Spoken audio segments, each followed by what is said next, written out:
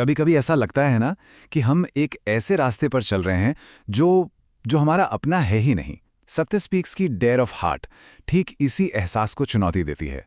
तो चलिए आज इसी में गोता लगाते हैं और देखते हैं कि एक ज्यादा असली और हिम्मत वाली जिंदगी जीने के लिए ये हमें क्या सिखाती है। और ये किताब शुरू होती है एक एक बहुत ही बड़े और साहसी दावे के साथ। दावा ये है, हमारा पूरा समाज, मतलब इसकी पूरी की पूरी संरचना ही डर और लालच पर टिकी हुई है। सोचिए, ये सिर्फ एक ख्याल नहीं है, ये वो बुनियाद है जिस पर लेखक अपनी पूरी बात रखते हैं। तो सवाल ये उठता है कि ये डर हमारी रोज की जिंदगी पर असर डालता कैसे है। इसी पहले हिस्से में हम यही समझने की कोशिश करेंगे कि डर और ईगो यानी हमारा अहंकार, ये दोनों मिलकर हमारी सोच और हमारे फैसलों को कैसे कंट्रोल करते हैं। और देखिए, ये डर सिर्फ बाहरी दुनिया तक ही नहीं है। नहीं, ये तो हमारे अंदर बहुत गहराई तक समाया हुआ है। हमारा दिमाग ना ऑटोमेटिकली, मतलब अपने आप ही, डर और लालच के बेस पर फैसले लेता है। और यही चीज हमें हमारे ईगो के जाल में फंसाए रखती है। तो क्या इसका मतलब यह है कि हम हमेशा डर के साए में जीने के लिए मजबूर हैं? नहीं, बिल्कुल नहीं। लेखक इसका एक बहुत ही पावरफुल सॉल्यूशन देते हैं, आनंद की हिम्मत। और यही यही है हमारी आजादी की पहली चाल। यहां ना हमारे सामने दो रास्ते बिल्कुल साफ हो जाते हैं। एक तरफ है डर का रास्ता, जो ईगो और तकलीफ की तरफ ले जाता है, और दूसरी तरफ है आनंद का रास्ता, जो हमें एनर्जी की, आजादी और रोशनी की तरफ ले जाता है। तो मतलब आनंद को चुनना सिर्फ अच्छा फील करना नहीं है, ये तो डर के खिलाफ एक तरह का विद्रोह है, एक बगावत। देखिए, समाज तो चाहता है कि सब एक जैसे बने, लेकिन असली खुशी वो तो अपने आनंद पर भरोसा करने से मिलती है।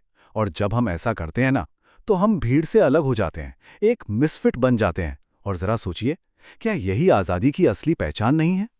लेकिन आनंद को चुनने के लिए हिम्मत चाहिए, साहस चाहिए। और यहीं से हमारा अगला कॉन्सेप्ट आता है, बहादुरी की आग। और ये समझिए, ये कोई गुस्सा या आक्रामकता नहीं है। नहीं, ये तो अपनी अंदर की ताकत को जगाने का एक तरीका है। लेखक एक बहुत ही खूबसूरत मिसाल देते हैं। कहते हैं, जरा सोचिए एक कचरे के ढेर में खिले हुए फूल के बारे में। बस वही है असली बहादुरी। कोई दिखावा नहीं, कोई जोर जबरदस्ती नहीं, बल्कि सबसे मुश्किल हालात में भी अपनी खूबसूरती और अपनी सच्चाई को बनाए रखने की ताकत। अब ये ख्याल तो बहुत अच्छा है ना? लेकिन सवाल वही है कि इस बहादुरी की आग को अपने अंदर जलाएं कैसे। तो अच्छी बात यह है कि ये किताब सिर्फ फिलॉसफी नहीं देती, बल्कि कुछ प्रैक्टिकल, कुछ ठोस कदम भी बताती है। तो इसका राज क्या है? इसका राज है हमारी अपनी आवाज। जी हां, किताब के मुताबिक जब हम अपनी आवाज का इस्तेमाल पूरी ताकत से और बिना किसी डर के करते हैं, तो हम सिर्फ बोलने नहीं होते, हम अपनी पूरी एनर्जी को बदल रहे होते हैं। एक निडर आवाज एक निडर मन को जन्म देती है। और जानते हैं, यही जो सेल्फ एक्सप्रेशन है, यही सच्ची भक्ति है।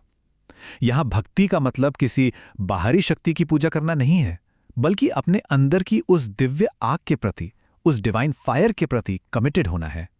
हमारी अपनी अंदरूनी ताकत वही पूजने लायक है। तो आनंद, बहादुरी और अंदरूनी भक्ति, ये सब मिलकर हमें ले कहां जाते हैं? ये हमें ले जाते हैं होने के नृत्य की तरफ, यानी द डांस ऑफ बीइंग।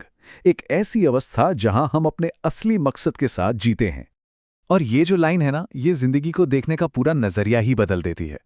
हमारा ईगो क्या चाहता है? वो जिंदगी को एक रेस समझता है, एक मंजिल तक पहुंचने की दौड़। लेकिन हमारी आत्मा, वो इसे एक डांस की तरह जीना चाहती है, हर पल का मजा लेते हुए। और कमाल की बात यह है कि जब हम डांस करते हैं ना, तो बाकी सारी चीजें, वो काबिलियत, वो कुशलता, वो अपने आप आ जाती है। इस डांस के कुछ बहुत ही सीधे सादे नियम हैं। पहला, जिंदगी में कोई बना बनाया रास्ता नहीं है। जैसे जैसे हम चलते हैं, रास्ता बनता जाता है। बस इस पल के प्रति सच्चे रहना है। जब हम आज में इस लम्हे को पूरी तरह से जीते हैं, तो जिंदगी का मकसद खुद ब खुद साफ हो जाता है। और आखिर में सारी बातें इसी एक ख्याल पर आकर टिक जाती हैं कि जिंदगी को डर और हिचकिचाहट में ना जिया जाए, बल्कि इसे जिंदगी के लिए जो शुक्रगुजारी है, जो ग्रैटिट्यूड है, उसकी एक निडर अभिव्यक्ति बनने दिया जाए।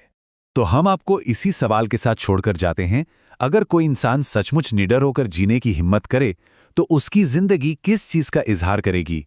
वो क्या व्यक्त करेगी? और इसका जवाब हर किसी के अपने अंदर ही है।